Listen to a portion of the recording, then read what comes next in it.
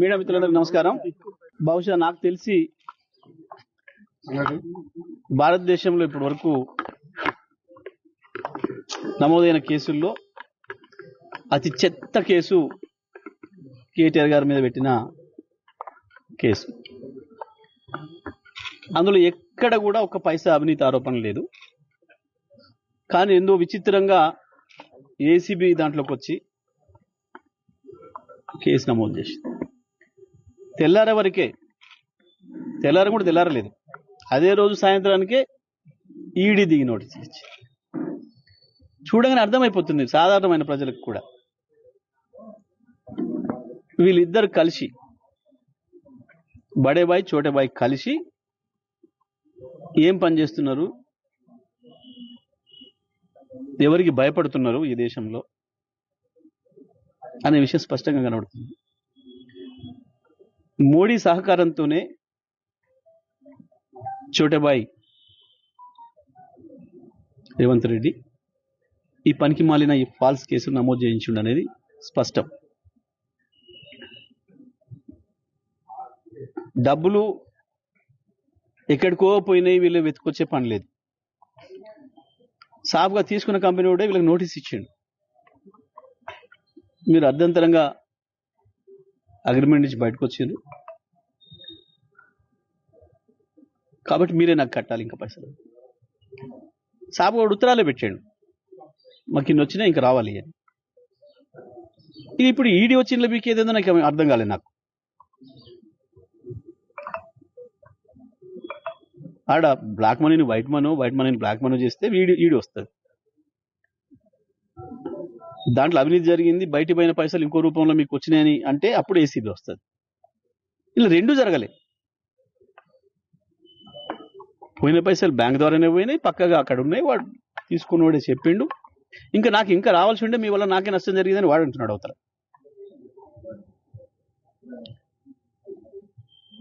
ఇంత స్పష్టంగా కనబడుతుంటే ఆయన కేసు పెడితే ఎక్కడైనా ఇప్పటి వరకు కేసు పెడితే ఇచ్చినోడు ఒకటి తీసుకుంటాడు ఒకటి ఉండాలి. కానీ తీసుకున్నాడు ఒకటి తెలియదట, కానీ ఇచ్చిన వాళ్ళ మీద కేసు అట. ఇచ్చినోడు తెలిసినప్పుడు మన పేరు పెట్టాలి కదన్నా, ఈ పలానా ఆయన ఇచ్చిండు, పలానా ఆయన తీసుకుపోయిండు, గవర్నమెంట్ పైసలు ఇయ్యని. ఆయన పేరు తెలియదట వీళ్ళకు. అంటే మరి వాడు వచ్చి రేవంత్ రెడ్డిని మాట్లాడుకోకపోయిండు కాబట్టి మన పేరు లేకుండా చేసిందనట. అంటే రాను పోని చివరికి జరిగేది ఏంటంటే ఇలా రేవంత్ రెడ్డి నేరస్తుడు అవుతాడు, అందులో ఎటువంటి సందేహం లేదు. తాత్కాలికంగా మీరేదో క్షణికానందమో శునకానందమో పొందుతారేం కానీ అల్టిమేట్గా నష్టపోయేది మీరే. ఇటువంటి పనికి మాలిన ఫాల్స్ కేసులు పెట్టి ఇక కొత్తగా ఏందో విచారణకు పిలుస్తున్నాం కేటీఆర్ గారిని పెట్టుకున్నారు. దేనికి? ఇది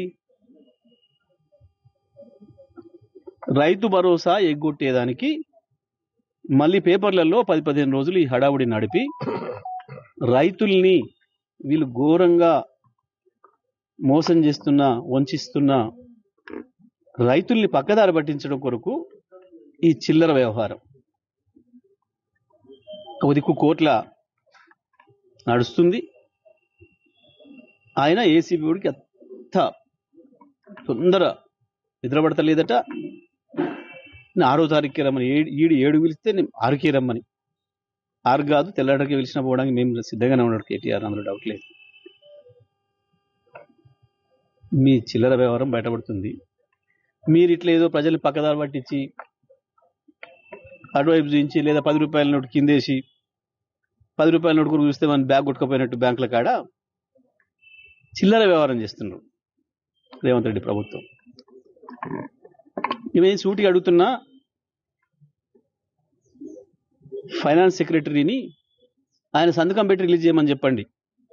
రైతు రుణమాఫీ జరిగిన రైతుల సంఖ్య లిస్టు, వేయబడ్డ పైసలు. మీరు తీయకపోయినా మేము తీస్తాం, మీరు ఇవ్వకపోయినా మేము తీస్తాం, మీ బండారం బయట పెడతాం. వ్యవసాయ శాఖ మంత్రి, ఫైనాన్స్ శాఖ మంత్రి ఇద్దరు కూడా చెప్పాలి. పాపం రైతులు ఇంకా ఆశగా ఎదురు చూస్తున్నారు అమాయకంగా, ఇంకొస్తాయేమో అని చెప్పి బ్యాంకుల చుట్టూ తిరుగుతున్నారు. కానీ ఇప్పటికే ఎప్పుడో ప్రకటించిన ముఖ్యమంత్రి అయిపోయింది అన్నీ చేసినాం అని చెప్పి చేతులు దులిపిండు. మనం చూసినాం అందరం. ఇక రైతు భరోసా ఎగ్గొట్టడానికి, రైతు భరోసా విషయంలో మీరు ఏదైతే నిబంధనలు పెట్టి, కోతలు పెట్టి, వాతలు పెట్టి ప్రయత్నం చేస్తున్నారో, ఈ చర్చ నుంచి పక్కదారి పట్టించడానికి మీడియాలో దీన్ని రాకుండా చేయడానికి కేటీఆర్ గారి పైన పెట్టిన ఫాల్స్ కేసును ముందు తీసుకొస్తున్నారు. ఇది రైతు సోదరులందరూ కూడా గమనించాలని చెప్పి విజ్ఞప్తి చేస్తున్నా. రైతు సోదరులకు నేను ఇంకోటి కూడా విజ్ఞప్తి చేస్తున్నా.